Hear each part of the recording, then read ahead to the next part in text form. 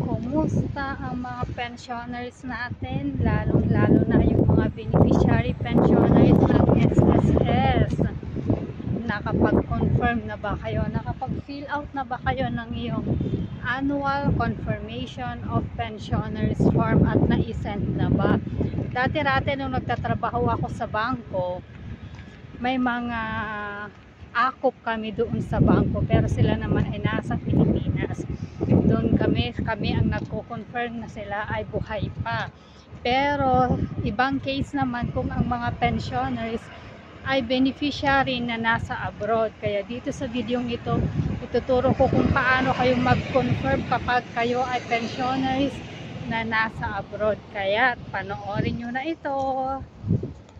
Iba naman ang process kung nasa Pinas. Iba din ang process kung nasa ibang bansa. Kaya dito malalaman ninyo kung paano kayo mag-confirm kung nasa ibang bansa po kayo para hindi matigil ang iyong mga pension, para tuloy-tuloy pa rin. Dahil kung hindi kayo nakapag-fill out ng AKOP, mai-stop po ang iyong mga pension at magre-resume lamang po yan within 2 months na ipasa na ninyo ang iyong annual confirmation form sa SSS.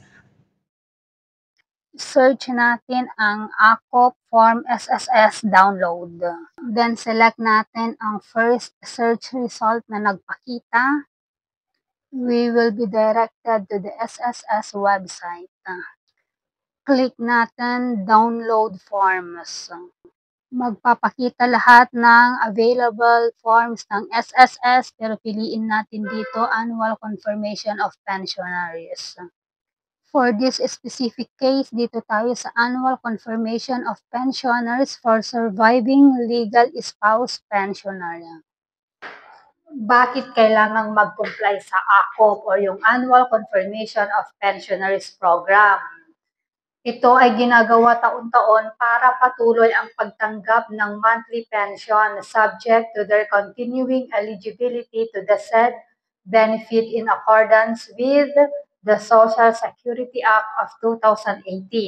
This is a win-win situation para masiguro din ng SSS na buhay pa ang pensioner. Sino-sino ang mga required na mag-comply with the AKOP program? Sila yung mga retirement pensioners residing in the Philippines who are 80 years old and above starting March 2024.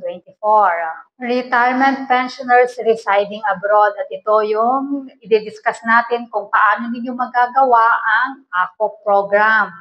Total disability pensioners, death, survivor pensioners, at dependent children under guardianship. Sa mga pensioners residing abroad, mga retirement, survivor, dependent, under guardianship, paano kayo mag-comply? Manner of compliance through video conferencing, VC using MS Teams. Request an appointment through email at ofww.relations@sss.gov.ph.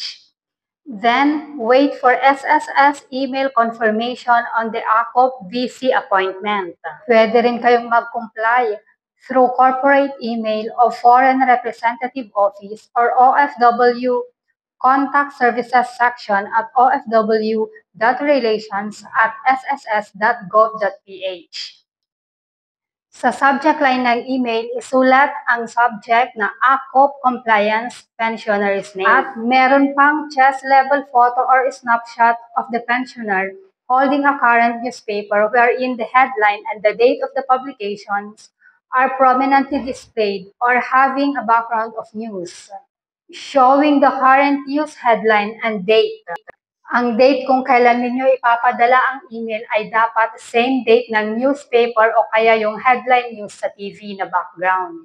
Magbibigay din kayo ng certification from the institution where the pensioner is confined, such as retirement home, penitentiary nursing facility, hospital, correctional institution, rehabilitation center, at kung mga ano-ano pa. Pwede rin ninyong email o i-courier yan, address to OFW Contact Services Section, International Operations Group. Ang complete address ay nakikita nyo sa inyong mga screen.